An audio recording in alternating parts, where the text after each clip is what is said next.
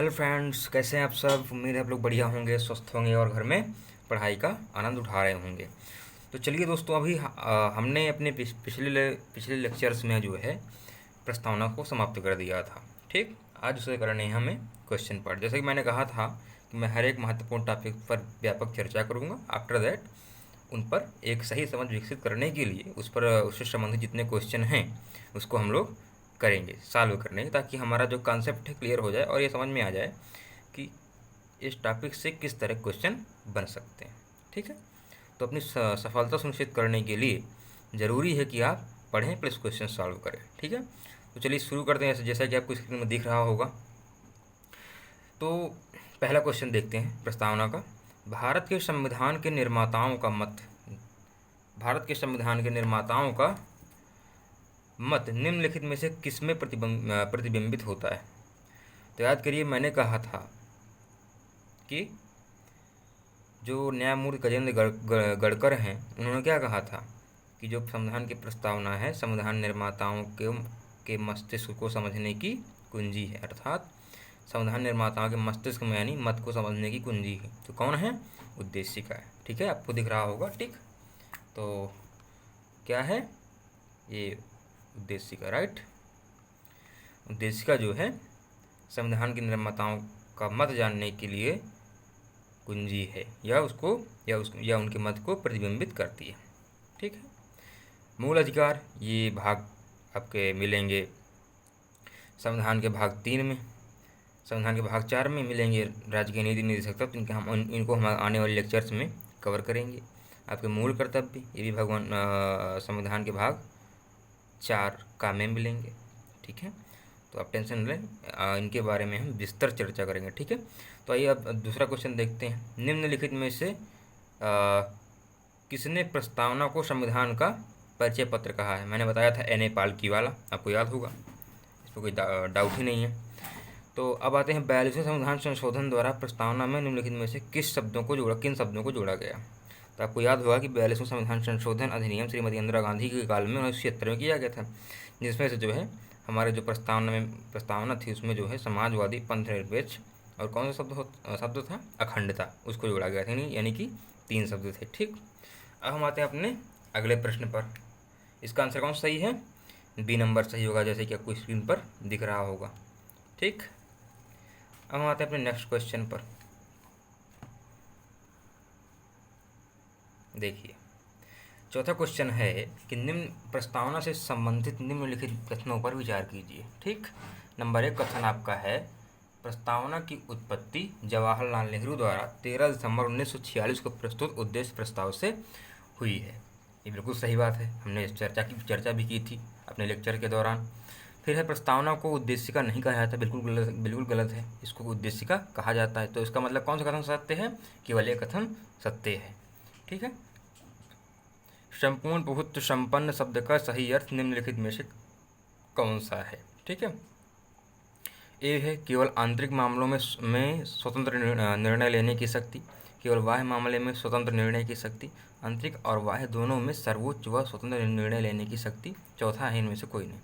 तो आपको पता है क्या बताया था मैंने कि संपूर्ण प्रभुत्व संपन्न देश वह राज्य होता है जिसमें अपने आंतरिक और बाह्य निर्णय लेने की शक्ति उस राज्य विशेष में होती है। हमें किससे संधि करनी है, किससे मित्रता करनी है, ये सब जो बाह्य शक्ति, ये हमारे बाह्य मामले हैं, ये भी हम फैसला करेंगे, है ना। और जो आंतरिक मामला है कि राजनीतिक, आर्थिक, धार्मिक क्षेत्र में क्या कैसे नीतियाँ बनाई जाएंगी, हमारा आंतरिक मामला है, इसमें भी कोई हस्तक्षेप नहीं चलेगा। तो इसका सही अर्थ क्या हुआ? आंसर सी, आंतरिक और बाह्य मामलों में सर्वोच्च व स्वतंत्र निर्णय लेने की शक्ति। अब आइए क्वेश्चन नंबर 6 में। प्रस्तावना में स्वतंत्रता, समानता, बंधुत्व शब्द किस देश से लिए गए हैं? और सॉरी, मैं इसकी चर्चा करना थोड़ा सा भूल गया था अपने लेक्चर में, इसको आप कृपया करके ऐड कर लीजिएगा कि जो स्वतंत्रता, समानता, बंधुत्व है, ये जो है फ्रांस से लिए गए हैं। ठीक है, इसका जो शब्द हैं ये फ्रांस से लिए गए हैं।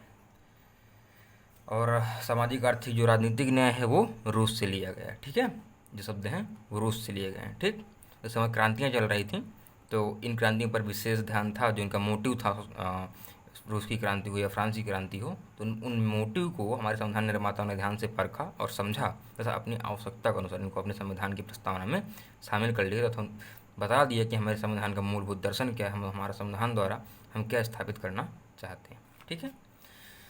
अब आइए प्रश्न नंबर 7 पर। ठीक है, थोड़ा सा स्क्रीन को और ऊपर कर लीजिए, कर लेते हैं। तो यहाँ पे आप देख रहे होंगे मैं आपको यूपी PCS IAS तक क्वेश्चन सॉल्व करा रहा हूँ। पहला क्वेश्चन जो है IAS 2016 क्वेश्चन आपने सॉल्व किया था, जिसमें आपको प्रस्तावना जो है संविधान निर्माताओं का मत, ऐसा क्वेश्चन आपने सॉल्व किया था। चलिए 7वां नंबर क्या है, केशवानंद भारती बनाम केरल राज्य 1973 मामले में प्रस्तावना को संशोधनीय माना गया था। बिल्कुल सही बात है। बेरुबारीवाद में प्रस्तावना को संशोधनीय माना गया था, ये बिल्कुल गलत बात है, क्योंकि बेरुबारी मामला जो न्यायमूर्ति गजेंद्र गढ़कर थे, उन्होंने क्या कहा था कि प्रस्तावना संशोधनीय नहीं है, प्रस्तावना संविधान का भाग भी नहीं है। क्यों नहीं है? क्योंकि इससे इसमें क्यों संशोधन नहीं किया जा सकता है? क्योंकि यह जो है हमारे संविधान निर्माताओं के जो मस्तिष्क है, जो उनके विचार, उनको समझने की कुंजी है, और यदि उसको ही चेंज कर दिया जाएगा तो हमारे संविधान निर्माताओं के जो विचार हैं उनको आने वाली पीढ़ी कैसे जान पाएगी, है ना। ये उनका मत था। हालांकि बाद में जो है इस मत के साथ इसको जो संशोधनीयता थी उसको लागू किया गया कि परिवर्तन जो है ज़रूरी है, और प्रस्तावना को समसामयिक बनाए रखने के लिए ज़रूरी है कि उसमें समय समय पर आवश्यक संशोधन किए जाएं, किंतु यह ध्यान रखा जाए कि किसी भी संविधान के मूल ढांचे में, प्रस्तावना के मूल ढांचे में कोई परिवर्तन नहीं होना चाहिए। ठीक है। अब आइए अगले क्वेश्चन की ओर रुख करते हैं।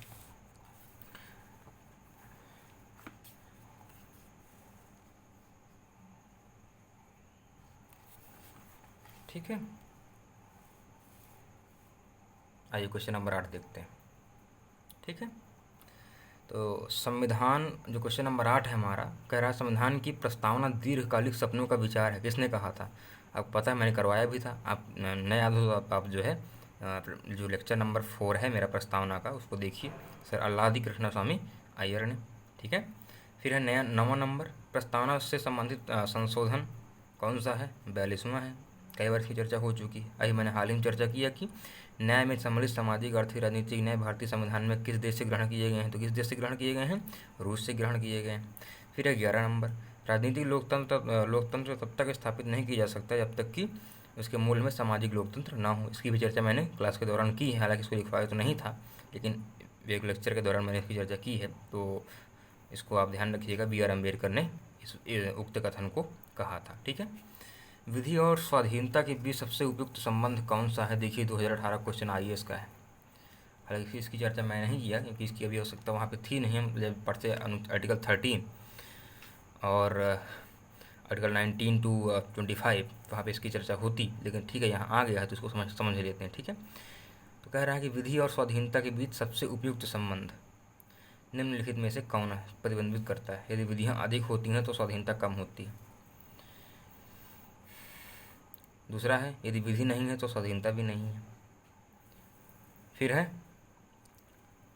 यदि स्वाधीनता है तो विधि निर्माण जनता को करना होगा। फिर है, यदि विधि परिवर्तन बार बार होता है तो वह स्वाधीनता के लिए खतरा है। तो जो विधि और स्वाधीनता का सबसे उपयुक्त संबंध है, हालांकि संबंध तो ठीक है जितने भी हैं सब, कुछ कुछ छोड़ दिया जाए, लेकिन जो सबसे उपयुक्त संबंध है ना, तो वो कौन सा है? यदि विधि नहीं है तो स्वाधीनता भी नहीं है। देखिए विधि नहीं तो स्वाधीनता भी नहीं कैसे? आज हम अपनी स्वतंत्रता का भरपूर उपयोग कर रहे हैं, जहाँ भी मन है वहाँ टहल रहे हैं, बेखौफ टहल रहे हैं, आ रहे हैं, जा रहे हैं। क्यों? क्योंकि एक सिस्टम है, एक कानून है। यदि सिस्टम और कानून ना होते, यानी कि राज्य जो है बिल्कुल प्राकृतिक अवस्था में होता और राज्य जैसी कोई अवधारणा ना होती, तो यहाँ पे हो जाता मत्स्य न्याय। मत्स्य न्याय क्या होता है कि जो ज़्यादा सबल है उसी का ही चलेगा, उसी का बोलबाला होगा, और जो दुर्बल है उनकी जो है एक तरह से वो दास का जीवन जिएंगे, है ना। तो विधि का ना होना क्या, एक तरह से स्वाधीनता का ना होना है ना। तो ये सबसे उपयुक्त संबंध को दर्शाता है विधि और स्वाधीनता के बीच। फिर 13 नंबर, भारत में निम्नलिखित में से समाजवाद को किस रूप में अपनाया गया है? तो कौन सा है? लोकतांत्रिक समाजवाद है हमारे तरफ। ठीक है। हमने बताया भी था DS नगारा केस 1982 का, जब हम चर्चा कर रहे थे समाजवाद के बारे में, आपको ध्यान होगा। भारत में लोकतंत्र का कौन सा स्वरूप प्रचलित है? पता है आपको, अप्रत्यक्ष लोकतंत्र हमारे यहाँ। ठीक है। तो लोकतंत्र कौन सा है? अप्रत्यक्ष लोकतंत्र है। अब आइए आप तो क्वेश्चन नंबर 15 में। कि उद्देश्य प्रस्ताव संविधान सभा में कब प्रस्तुत किया गया? आपको पता है 13 दिसंबर 1946 को पंडित जवाहरलाल नेहरू द्वारा। फिर है आप देखेंगे कि लोकतंत्र, भारतीय लोकतंत्र की जो गणतंत्र है उसकी 26 जनवरी 1950 को सही संवैधानिक वस्तु स्थिति क्या थी जब संविधान लागू हुआ था? क्या थी? इसका मतलब क्या है कि उस समय समाजवादी पंथ निरपेक्ष शब्द नहीं जुड़े थे। ठीक है, तो क्या होगा? संपूर्ण बहुमत संपन्न लोकतंत्रात्मक गणराज्य था। ठीक है, प्रस्तावना में जो था वो शब्द ये थे। वो तो 1976 के बाद, यदि कहीं पूछ ले 1976 के बाद, सॉरी 1976 के पहले संविधान की प्रस्तावना में कौन से शब्द थे, है ना, तो आपको ध्यान रखना होगा कि जो 76 के बाद जुड़े हैं उनको आपको शामिल नहीं करना है। अब आइए क्वेश्चन नंबर 17 में देख लीजिए।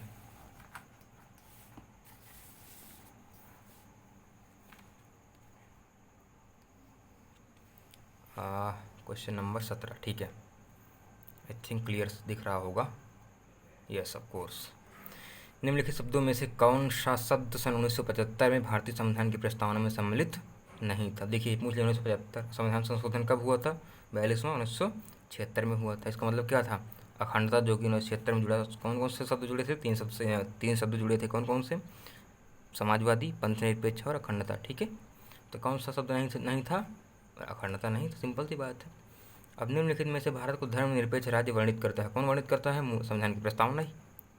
अब है निम्नलिखित उद्देश्यों में कौन सा एक भारत के संविधान की उद्देशिका में सन्निविष्ट नहीं है? देखिए मेरे 2017 क्वेश्चन आई इसका। कौन सा एक भारत के संविधान की उद्देशिका में सन्निविष्ट नहीं है? विचार की स्वतंत्रता तो है, बिल्कुल है, क्योंकि विचार, अभिव्यक्ति, विश्वास, धर्म और उपासना की स्वतंत्रता हमको दी गई है प्रस्तावना में, आपको याद होगा।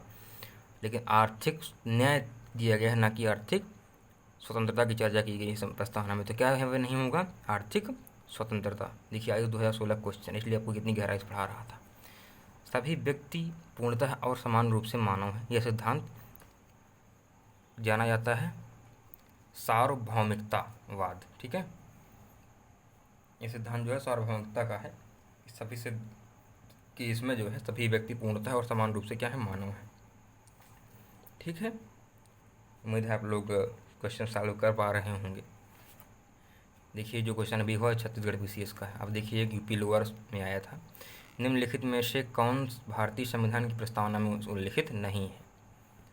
धार्मिक न्याय नहीं है, सामाजिक, आर्थिक, राजनीतिक न्याय तो है ना, जो कि रूस से लिए गए हैं, जो कि धार्मिक न्याय जो है नहीं है ना।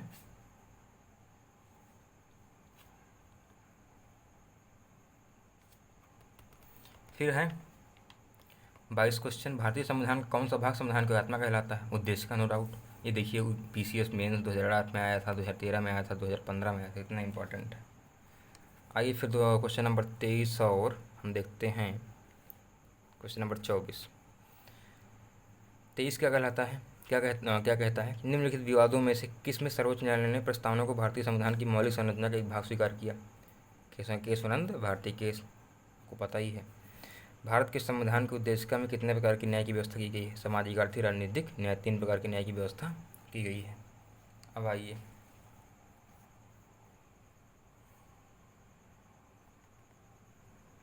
Question number 25।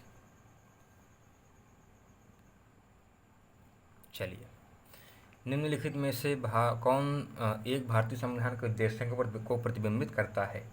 कौन करता है? संविधान की प्रस्तावना करती है। मौलिक अधिकार, राजनीतिक तत्व, हालांकि ये भी करते हैं, ऐसा नहीं कि नहीं करते हैं, लेकिन सबसे उपयुक्त आंसर है। क्वेश्चन क्या होता है? लिखा रहता है कि आप सर्वोत्कृष्ट या सबसे उपयुक्त उत्तर को चयनित करें। तो मतलब इसमें सबसे उपयुक्त क्या होगा? संविधान की प्रस्तावना, क्योंकि मूल दर्शन किसमें है? संविधान की प्रस्तावना में। अब आइए क्वेश्चन नंबर 26 देखते हैं। भारतीय संविधान की प्रस्तावना में निम्नलिखित में से किस स्वतंत्रता का वर्णन नहीं है? आपको पता है कि आर्थिक स्वतंत्रता का वर्णन नहीं। देखिए PCS 2008 में आया था और मेंस IAS में जो है 2017 में आया था, प्रीलिम्स में। अब देखिए 27 में क्या है? निम्नलिखित में से किस वाद में उच्चतम न्यायालय ने धारणा प्रस्तुत की कि उद्देशिका संविधान का भाग है? आपको पता है इसमें केशवानंद भारती था ही नहीं है। एक और केस हुआ था SR बम्बई के 1992। ठीक है, तो बम्बई का बनाम यूनियन ऑफ इंडिया। यदि केशवानंद भारती केस दिया होता तो उसके 100% केशवानंद भारती ही हम करते। ठीक है, तो बम्बई भी याद रखिए, संविधान का भाग है, बम्बई केस में भी कहा गया था, है ना। 2012 क्वेश्चन है।